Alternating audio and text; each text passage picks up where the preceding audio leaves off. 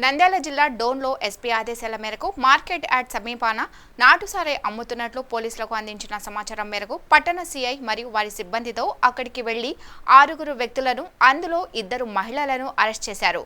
వారి వద్ద నుండి 40 లీటర్ల నాటుసారాయి, మట్కా, చీటీలు, 65,000 రూపాయలు నగదు స్వాధీనం చేసుకున్నారు.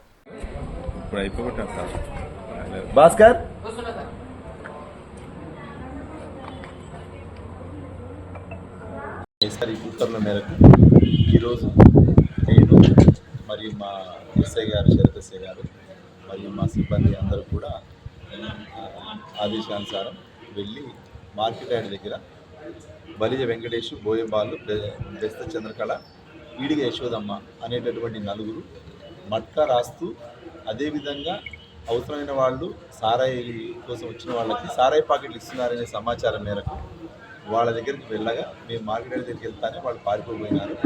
అప్పుడు మా ఎస్ఐ గారు వాళ్ళందరినీ కూడా పట్టుకొని వాళ్ళని ఆపి పంచాయతీ సమక్షంలో పంచనామా రాసి వాళ్ళ దగ్గర నుంచి సారాయిని 40 లీటర్ల సారాయిని మరియు మట్కా చిట్టీళ్ళు, మట్కా అమౌంట్స్ తీసుకోవడం జరిగింది. అదేవిధంగా మా ఏఎస్ఐ గారు దాని తర్వాత మేము వచ్చిన తర్వాత కాసేపటికి మళ్ళా సమాచారం వస్తే మేము ఈ కేసులో రిమాండ్ రిపోర్ట్ రాస్తూ మా ఎస్ఐ గారు మేము అంత బిజీగా ఉన్న టైంలో మళ్ళా వచ్చిన సమాచారం మేరకు మా భాస్కర్ ఏఎస్ఐని మరియు ఆ సిబ్బందిని పంపించగా ఈ రైల్వే స్టేషన్ దగ్గరలో 2 వ్యక్తులు, కొమ్ము రాజు, చాకలి సురేష్ అనేవాడు, ఇద్దరు కూడా మట్కా చీటీలు రాస్తూ ఇదే విధంగా సారాయి వాళ్ళ మాదిరి సారాయి అమ్ముతున్నారనే సమాచారం మీద వాళ్ళని కూడా పట్టుకోవడం జరిగింది. వీళ్ళందరి దగ్గర నుంచి 65,000 రూపాయల క్యాష్, వాటికి సరిపడా మట్కా చీటీలు, అదేవిధంగా 60 లీటర్ల సారాయిని సీజ్ చేయడం జరిగింది. ఈ విధంగా చేసిన వాళ్ళందరినీ కూడా రిమాండ్కి పంపించడం జరుగుతుంది.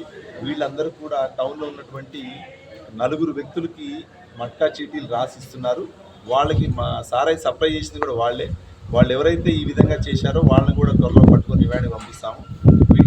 ఈ విధంగా టౌన్లో మట్కా రాస్తూ సారాయి అమ్ముతూ గాంజాని బయట గుంతకల నుంచి వేరే చోట్లకి తీసుకొచ్చి ఎవరన్నా పిల్లలకి ఇచ్చే వ్యక్తులు ఎవరైనా ఉంటే వాళ్ళ విషయంలో కూడా మేము కఠినమైన చర్యలు తీసుకుంటాము.